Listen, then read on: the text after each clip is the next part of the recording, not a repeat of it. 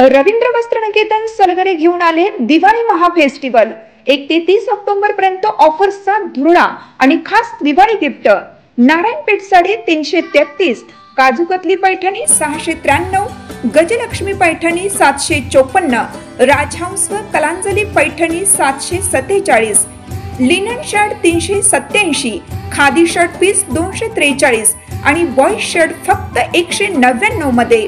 तर मग त्वरा करा, रवींद्र वस्त्रनिकेतन सलगरे आणि शाखा। जवळील तिपेहळ्ळी येथील राजाराम बापू साखर कारखान्याच्या स्वागत कमानीवर रातोरात राजे विजयसिंह डफळे साखर कारखाना असे नाव लिहिल्याने तालुक्यात मोठी खळबळ उडाली आहे। या नाव बदलामागचे कारण अद्याप अस्पष्ट असले तरी राजकीय पार्श्वभूमीवर हा प्रकार पाहिला जात असून आमदार गोपीचंद पडळकर आणि माजी मंत्री जयंत पाटील यांच्या संघर्षाला यामुळे नवे वळण मिळाले। जत तालुक्याच्या विकासाचा केंद्रबिंदू मानला जाणारा राजे विजयसिंह डफळे शेतकरी सहकारी साखर कारखाना हा एकेकाळी शेतकऱ्यांच्या त्याग, श्रम आणि स्वप्नांवर उभा राहिलेला प्रकल्प होता। मात्र तत्कालीन संचालक मंडळाच्या कारभारामुळे हा कारखाना आर्थिक संकटात सापडला। राज्य सहकारी बँक आणि सांगली जिल्हा मध्यवर्ती सहकारी बँकेकडे मोठे कर्ज बाकी राहिल्याने कारखाना दिवाळखोरीत निघाला। राज्य सहकारी बँकेने हा कारखाना थकीत कर्जापोटी लिलावात काढला। या लिलाव प्रक्रियेत माजी मंत्री जयंत पाटील यांच्या नेतृत्वाखालील राजाराम बापू साखर कारखान्याने कायदेशीर मार्गाने हा जतचा बंद कारखाना विकत घेतला। बेंगलोर येथून कोट्यवधी रुपयांची नवी यंत्रसामग्री आणून कारखाना पुन्हा सुरू केला। त्यानंतर या कारखान्याचं नाव बदलून राजाराम बापू साखर कारखाना युनिट क्रमांक 4 असं करण्यात आलं। अलीकडेच आमदार पडळकर यांनी पत्रकार परिषद घेऊन जयंत पाटील यांनी हा कारखाना मूळ सभासदांना परत द्यावा अशी मागणी केली। त्यांनी रस्त्यावरची आणि न्यायालयीन लढाई लढवू असा इशाराही दिला। तसेच कारखान्याचे धुराडे पेटू देणार नाही अशी स्पष्ट चेतावणी देत त्यांनी आंदोलनाचा सूर लावला। या तणावाच्या पार्श्वभूमीवर रातोरात राजाराम बापू साखर कारखान्याच्या स्वागत कमानीवरचं नाव काढून टाकून राजे विजयसिंह डफळे साखर कारखाना असं नाव लावण्यात आलं।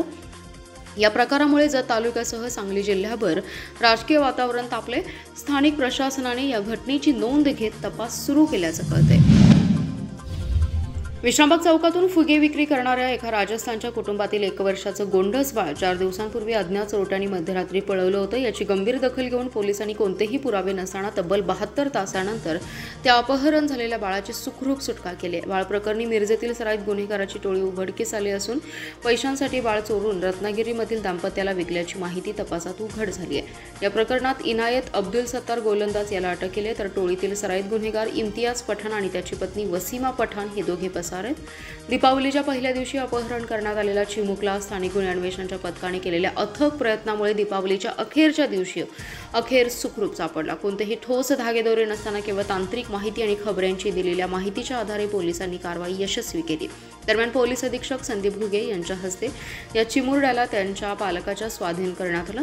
रत्नागिरी जिल्ह्यातील सावर्डे येथील सचिन राजे शिर्के यांना मूलबाळ नव्हतं याची माहिती मिळताच तिघा संशयितांनी त्याला चिमुकला देऊन राजे शिर्के यांच्याकडून पैसे उकळायचा प्लॅन रचला। त्यानुसार वसीमा हिच्या मदतीने इनियात गोलंदाज आणि इम्तियाज पठाण यांनी राजे शिर्के यांना कायदेशीर प्रक्रिया करून मूल आपणास मिळवून देतो असं सांगून त्यांच्याकडून पैसे उकळले। ठरल्याप्रमाणे दीपावलीच्या पहिल्या दिवशी तिघा संशयितांनी चिमुकला त्याच्या ताब्यात दिला।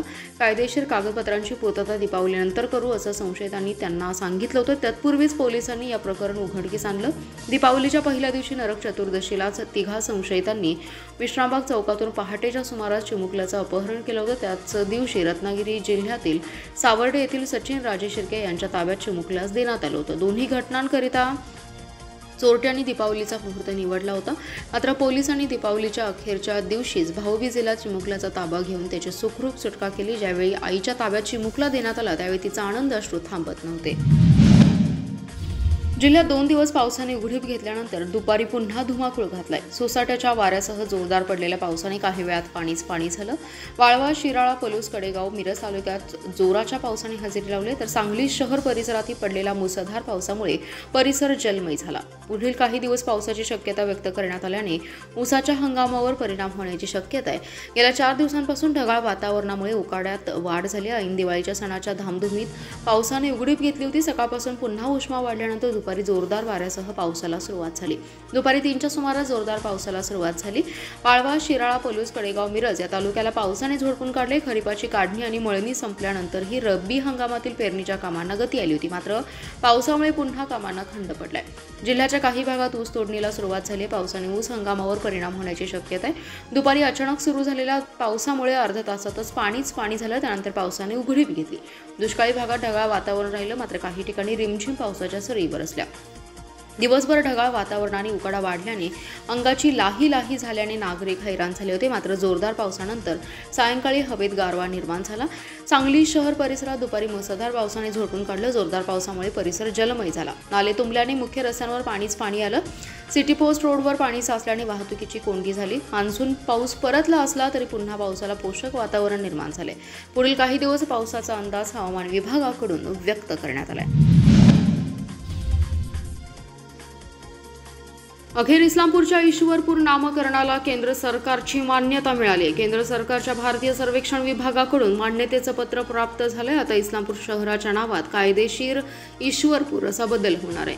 विधिमंडळाच्या पावसाळी अधिवेशनावेळी शेवटच्या दिवशी मंत्री छगन भुजबळ यांनी सांगली जिल्ह्यातील इस्लामपूर शहराचं नाव बदलण्याबाबत घोषणा केली होती। इस्लामपूर शहराचं नाव आता ईश्वरपूर असं करणार असल्याचं त्यांनी सांगितलं। त्यांनी मंत्रिमंडळाची मान्यता मिळाल्याची माहिती दिली होती। त्यानंतर हा प्रस्ताव केंद्र सरकारकडे मान्यतेसाठी पाठवणार असल्याचंही त्यांनी सांगितलं होतं। आता इस्लामपूरच्या ईश्वरपूर नामकरणाला केंद्र सरकारची मान्यता मिळाली।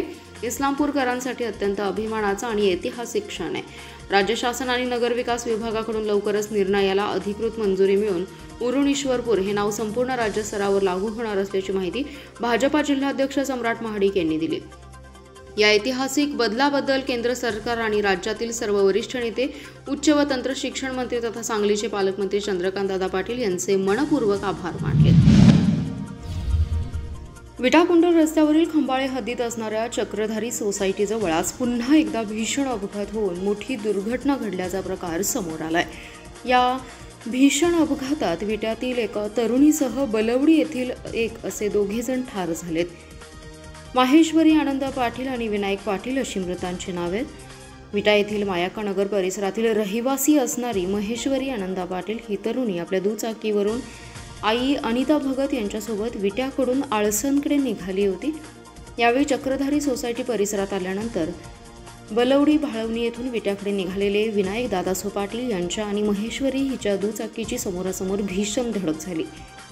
या भीषण धडकेत महेश्वरी आणि विनायक हे दोघे गंभीर जखमी झाले, तर महेश्वरी यांची आई किरकोळ जखमी झाली। या अपघातानंतर नागरिकांच्या मदतीने तातडीने दोन्ही जखमींना ओम श्री रुग्णालयात दाखल करण्यात आलं होतं, परंतु महेश्वरी पाटील आणि विनायक पाटील यांचा उपचारादरम्यान दुर्दैवी मृत्यू झाला। हा अपघात इतका भीषण होता की अपघातातील दोन्ही वाहनांचं मोठं नुकसान झालं। या अपघातानंतर विटा पोलिसांनी तातडीने घटनास्थळी आणि ओम श्री रुग्णालयात धाव घेऊन घटनेची माहिती घेण्यास सुरुवात केली आहे। तर अत्यंत मनमिळावू स्वभाव असणाऱ्या महेश्वरी पाटील यांच्या ऐन दिवाळी झालेल्या या दुर्दैवी मृत्यूनंतर विटा परिसरातून मोठी हळहळ व्यक्त होते। जिल्ह्यातील विविध बँकांमध्ये खातेदारांची 10 वर्षांपासून असलेली दावा न केलेली रक्कम त्यांना किंवा त्यांच्या वारसांना परत देण्यासाठी रिझर्व्ह बँक ऑफ इंडियाच्या वतीने 31 डिसेंबरपर्यंत विशेष मोहीम राबवण्यात येते। संबंधित खातेदारांनी या मोहिमेचा लाभ घ्यावा। बँकांनाही त्यांच्या शाखेमार्फत याबाबत विविध माध्यमातून जनजागृती करून संबंधितांना त्यांचे पैसे परत देण्यासाठी प्रयत्न करावेत असे आवाहन जिल्हाधिकारी अशोक काकडे यांनी केले आहे। जिल्हा अग्रणी कार्यालय बँक ऑफ इंडियाच्या वतीने विविध बँकांच्या माध्यमातून बँकेमधील रकमेचा दावा न केलेल्या खातेदारांना त्यांचे पैसे परत मिळवून देण्यासाठी आयोजित महामेळाव्याच्या उद्घाटन प्रसंगी ते बोलत होते। सांगली जिल्हा मध्यवर्ती सहकारी बँकेत हा महामेळावा पार पडला। जिल्हाधिकारी अशोक काकडे म्हणाले, सांगली जिल्ह्यात 7,75,315 खातेदारांची दावा न केलेली एकूण 176 कोटी रक्कम विविध बँकांमध्ये तशीच पडून आहे। दावा न केलेली रक्कम खातेदारांना परत देण्याच्या मोहिमेमुळे संबंधितांना या रकमेचा चांगल्या कामी हातभार लागणार आहे। संबंधितांनी त्यांना मिळालेल्या रकमेची चांगल्या कामी गुंतवणूक करावी। या उपक्रमाची तालुका स्तरावर गावागावांमध्ये माहिती होण्यासाठी विविध उपाययोजना कराव्यात। बँकांनी व्हॉट्सअप, SMS आणि अन्य उपक्रमाद्वारे खातेदारांना याबाबतची माहिती द्यावी। आपल्या हक्काचा पैसा आपल्याला मिळावा यासाठी संबंधितांनीही आवश्यक कागदपत्रांसह संबंधित बँकेशी संपर्क करावा असे आवाहन त्यांनी केले। यावेळी जिल्हाधिकाऱ्यांच्या हस्ते उपस्थित विविध खातेदारांना दावा न केलेल्या रकमेचे प्रातिनिधिक स्वरूपात धनादेश प्रदान करण्यात आलेले आहेत।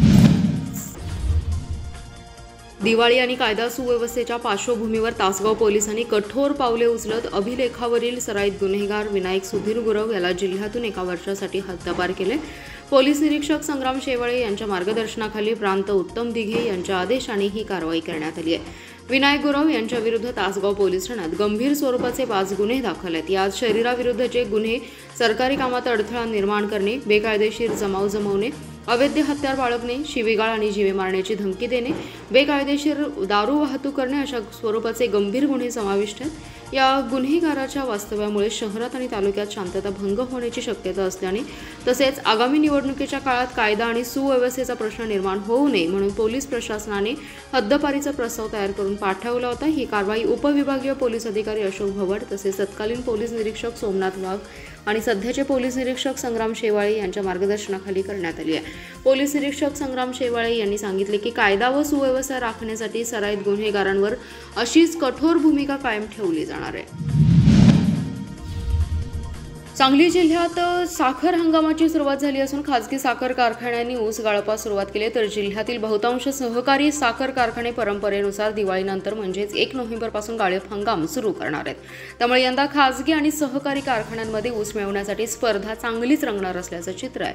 दरम्यान कोल्हापूर जिल्ह्यातील कारखान्यांनी गाळप सुरू करून वारणा काठावरील ऊस नेण्यास सुरुवात केली आहे। चालू वर्षी हवामानातील बदल, ऊस उत्पादनात घट आणि मजुरांची टंचाई या पार्श्वभूमीवर अनेक खासगी कारखान्यांनी आगाऊ हंगाम सुरू करण्याचा निर्णय घेतलाय। सांगली, वाळवा, कडेगाव, पलूस आणि मिरज तालुक्यातील काही प्रमुख खासगी साखर कारखान्यांनी ऊस तोडणीला प्रारंभ केला असून दरम्यान ऊस तोडणी मजुरांचे पथक आणण्यासाठी कारखान्यांच्या गाड्या राज्यातील विविध भागात रवाना झाल्या आहेत। जिल्ह्यातील आघाडीच्या सहकारी साखर कारखान्यांनी अद्याप हंगामापूर्व तयारीत गुंतलेली आहेत। यामध्ये कारखान्यांचं दुरुस्तीचं काम, बॉयलर तपासणी, ऊस वाहतूक करार आणि शेतकऱ्यांशी करार या संबंधीची प्रक्रिया सुरू आहे। सहकारी कारखान्यांनी ठरवलेल्या 1 नोव्हेंबर या तारखेनंतरच गाळप सुरू करण्याचा निर्णय घेतल्यामुळे शेतकऱ्यांना काही दिवस प्रतीक्षा करावी लागणार आहे। कर्नाटक राज्यातील कारखाने सुरू झालेत। असं असताना कोल्हापूर जिल्ह्यातील काही कारखाने सुरू झाले असून वारणा काठावर तसेच ऊस टोळ्या दाखल झाल्यात, त्यांच्याकडून ऊस वाहतूक सुरू झाली आहे।